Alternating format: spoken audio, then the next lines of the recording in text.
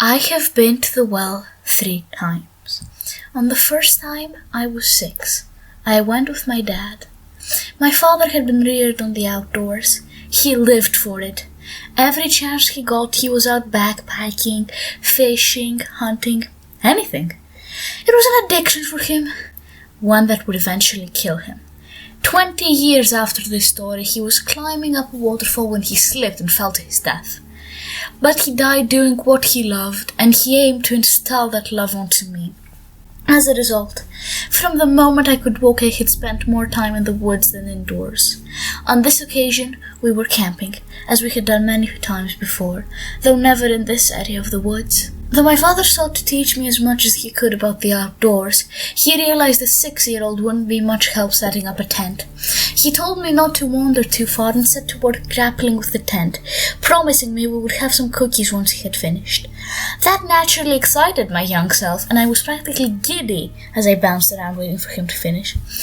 After several repeats of, "Are you done yet?" and my dad's grunts becoming increasingly frustrated as the tent fought with him, he told me to go take a walk and come back in a few minutes. I headed off into the woods, listening to bird calls, trying to spot where they were coming from. After several minutes, I walked into a darker section of the woods. It was at that time where I noticed a peculiar smell emanating from somewhere nearby. It was the smell of baking cookies. Thinking my dad had finished, I excitedly ran off towards the smell, my young mind not comprehending that my dad couldn't bake cookies in the woods, or that the smell was coming from the opposite direction of my camp. I ran for 2 or 3 minutes before coming to stop in a small clearing. The first thing I noticed was how much darker the woods were. This despite the fact that all the trees in the area were leafless, dead and wilted. The ground was spongy. Water or some other liquid flowed up with every step I took, squashing the already wilted grass. Then I saw the well. It was sitting in the middle of clearing, a small circle of stones rising up 2 or 3 feet. Various tree roots had dug themselves into the stones, as if trying to get at the water contained inside, though the trees themselves had long since wilted and died. There was no roof or bucket attached. I realized that's where the smell of cookies were emanating from. I approached and peered over the edge of the stones. There was no water in the well, just a seemingly endless pit of blackness. I picked up a stone and dropped it in, and never heard it hit the bottom. Then, as I watched the liquid silently bubbling up from the depths and came to a stop a mere inches from my face, it had the consistency of water with a slightly cloudier appearance. I realized the liquid was the source of the smell of cookies. I stuck my face into the liquid and began to gulp it. The taste was almost indescribable. It tasted like cookies, along with candy and every other delicious item a 6-year-old could ever imagine. I knew at that moment I would never taste anything better than that liquid. I began gulping faster and faster, not even stopping to breathe. I couldn't imagine ever stopping. I wouldn't ever stop. I would stand here forever, gulping down this delicious, heavenly, indescribable liquid from this well. My vision began to blur. My head became light. I kept on gulping the liquid. I felt something touch my shoulder. I ignored it, continued to aggressively gulp down the liquid. The touch turned to shaking. Something began pulling me away from the well. I kicked and screamed in protest, desperate not to be taken away from the liquid. I had to get more. I wanted more. I needed more. My eyes opened. I was sitting in the camp next to my dad, the tent finally up in one piece. My dad was holding a cookie out to me. "Here," he said. I took it and began nibbling it. It tasted nowhere near as good as the liquid from the well.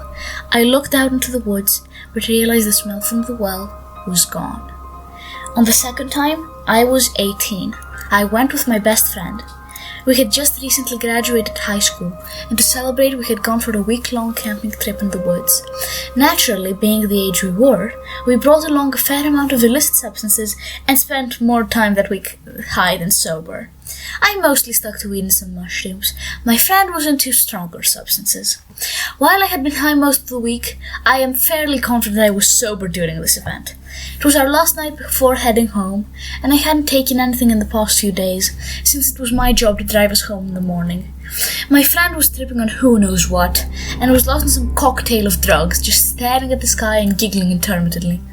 Eventually I got sick of listening to him and decided to take a walk. The last rays of sunshine dipping below the horizon gave the woods an eerie, unnatural appearance. Shadows seemed to stretch and bend in every direction, giving the woods a wild and untamed appearance. It looked far different than the first time I had been there. Not that I would have remembered anyway. I had long since repressed my memory of the well, and it was only this encounter with it that would bring my memories back to my mind. At some point I began to smell something indescribable. I truly have no words for it. It wasn't like the baking cookies from last time, something much more ethereal but just as unimaginably attractive. I followed the smell to the same clearing as before, and there the well was, sitting just as it had been. The smell continued to draw me in closer. At that point I noticed something strange. There was the skeleton of a deer laying next to the well. It had its head down into the well, as if it had died while drinking from it. I suspect it did. Littered around were several rotting carcasses of wolves, having been drawn to the well by the deer. Somewhere in the corners of my mind alarm bells went off and I was overcome with the most overpowering sense of déjà vu. But the smell was too overwhelming. I looked down into the well. The water or some other liquid silently rose towards me. It had the same milky quality it had before, but the smell had changed. Without a moment of hesitation, I dunked my head in and began to inhale as much liquid as I could. It was just as amazing as I remembered, maybe even better. I began scooping water into my hand so I wouldn't have to stop even when I lifted my head to breathe. I drank and drank, desperate to get more of this indescribable heavenly substance into my mouth. I began to clamber into the well, desperate to bathe in the liquid, to absorb it through every pore in my body. My head became light, my vision blurred. The slurred speech of my roommate stirred me as he shook my shoulder. Through his daze of semi-conscious words, he told me it was time to get to bed. I found myself back at the tent, and we headed into our sleeping bags. I didn't sleep at all that night. I was too focused on the well. My memories of the encounter when I was 6 came back. I was filled with a desperate sense to go back and drink from it once more. But something told me it was a bad idea, and I managed to resist the temptation. We packed up and left in the morning. After that summer, I moved away for college. My best friend stayed in town for his school. Over the years, his drug problem became worse, and when we were both juniors, he died of an overdose. I went back home for the funeral, and then I left again. I stayed away for many years, until finally love and circumstance brought me back home. Back to the well. On the third time, I was 40. I went with my wife. The well was calling out to me. I sensed it from the moment I entered those woods. My wife had never heard my encounter with the well, and seemed unaffected by the smell. The smell was different again, but still indescribable, absolutely irresistible. It seemed to pour from every orifice and tree within the forest. As soon as we finished setting up our tent, I told my wife I was going for a walk. She plopped herself into a lawn chair, lit up a cigarette, and told me to have fun. I walked with purpose. I didn't know where I was going, but I did know the well would lead me to itself. The contagion from the well seemed to have spread, a much larger area of sodden ground and dead trees. The influence of the well was growing. I rounded the corner, and there it was, the extraordinary liquid just waiting for me to take a taste. The deer skeleton was gone. There was a man there, and he was alive. His back was towards me, and he didn't seem to notice me as I approached. He was on his knees, head inside the well. I heard him lapping from the liquid like a dog. I walked up to him and tried to get his attention. He ignored me. I shook his shoulder. He shook me off and continued drinking. Finally, I wrenched him from the well and made him face me. His pupils were gone. In their place were just pure white orbs that seemed to function as eyes. He was emaciated. His skin was pulled tight over his thin body. His stomach was bloated, though it only contained liquid, no food whatsoever. He seemed to be only days away from starvation. His legs appeared to just be useless appendages. He had been kneeling for so long. His jaw hung open and he seemed to be unable to close it.